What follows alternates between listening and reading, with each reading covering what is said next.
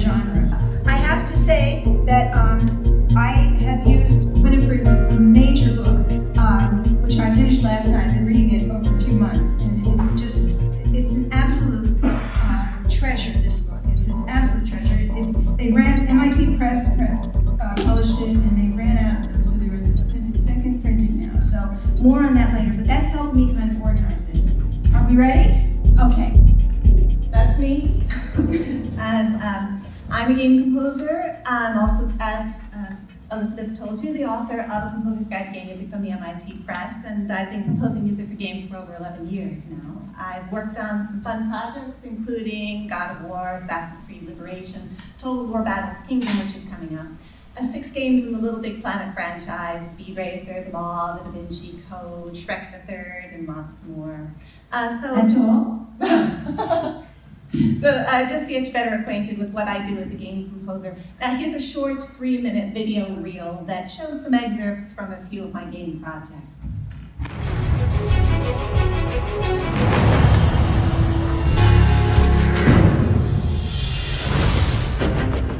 Now, I fight for the people.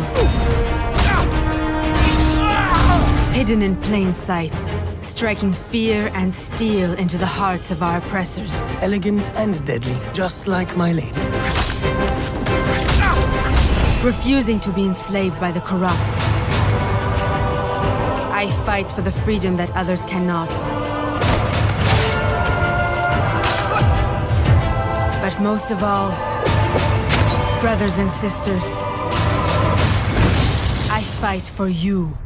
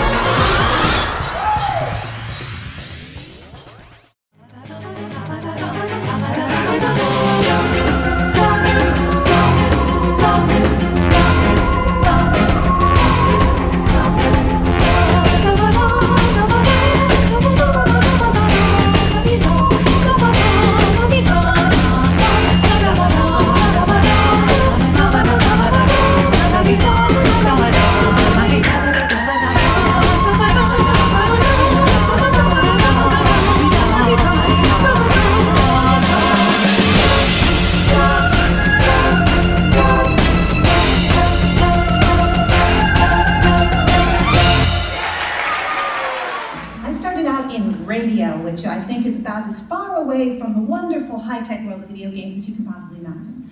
I was doing a series called Radio Tales. I was a composer. Science fiction, fantasy, and horror stories like Dracula, Frankenstein, War of the Worlds, The Time Machine. So it was fantastic.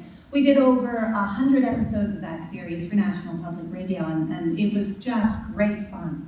And I guess we were sort of winding up the series. We'd been working on it for quite a number of years. And I'd always been a gamer, so I'd been playing games a lot in my spare time. And there was this one day where I was playing Tomb Raider, And I don't know how many, this is like the original Tomb Raider. This is classic Tomb Raider. So how many of you have played the classic?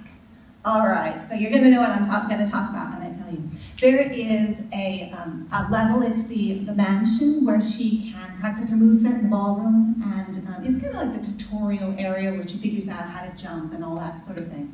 And in that area, there's also a place where she can turn on a stereo and listen to music. And so I was just sort of taking a break from the adventure and the missions, and I was just sort of goofing around, just swimming in her swimming pool and running around the mansion, and then I turned on the stereo and I'm listening to this music.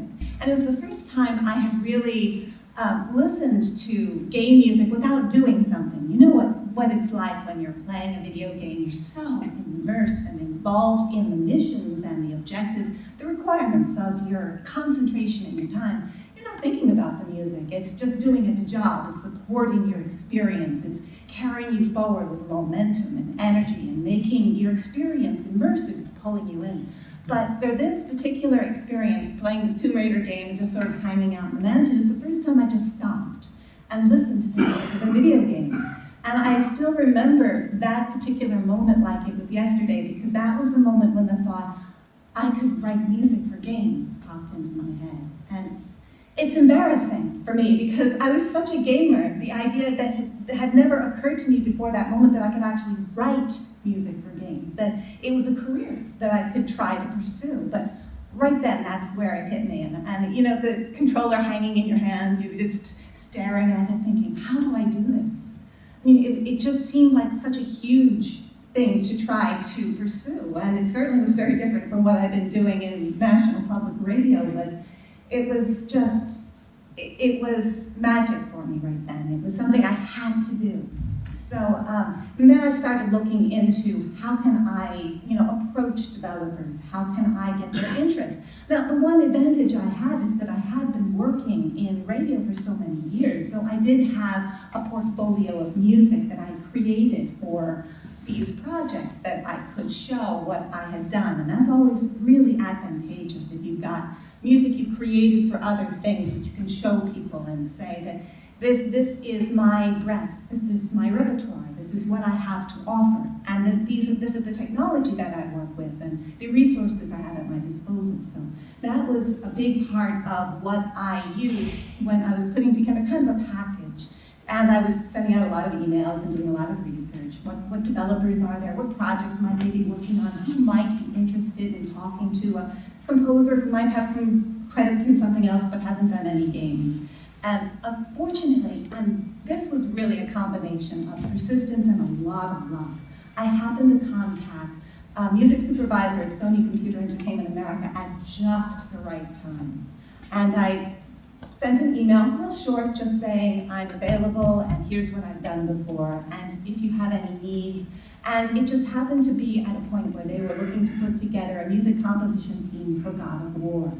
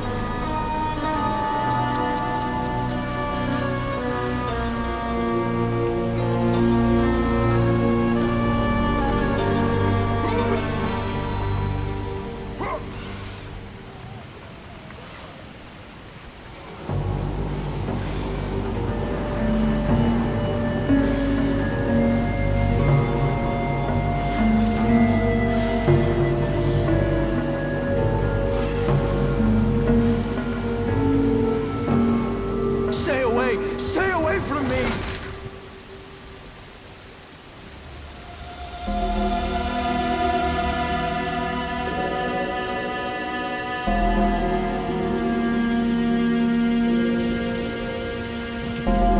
I know who you are, Spartan. I know what you've done. I would rather die than be saved by you.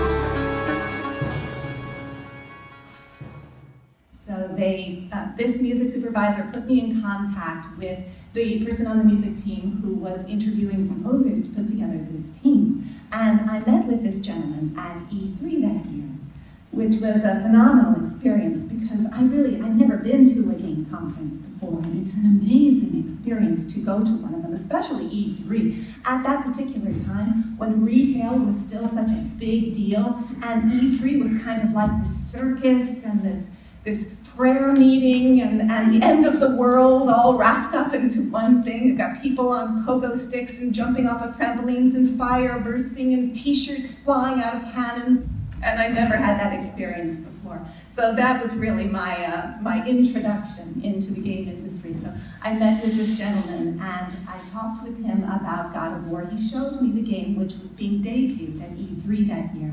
And he invited me to create some demo music and submit it for the project. Now, this was still all very iffy. There was no commitment, but it was an open door, and it was amazing for me.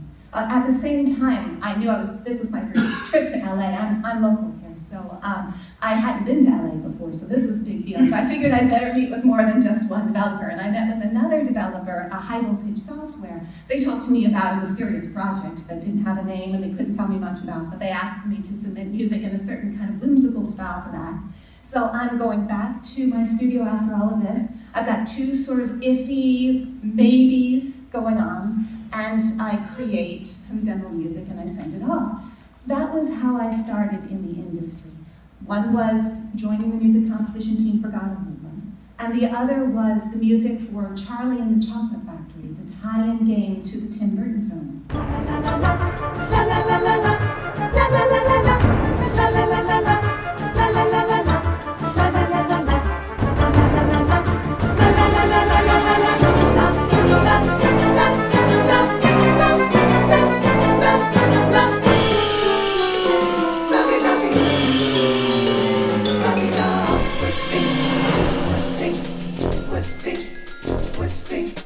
And both projects happened at pretty much exactly the same time. And it really shaped my entrance into the industry because they were so different. One was just violent and gory and masculine and dark and epic and mythical. And the other was whimsical and light and open-hearted and brightly colored and full of all kinds of hope and lovely thoughts. And so the two could not have been more different. And I in a way, I'm kind of lucky that I started out with two projects that were so different because I've had the opportunity to continue on and do eclectic work, do lots of different kinds of projects, and to be considered for the both of them because I started out the way I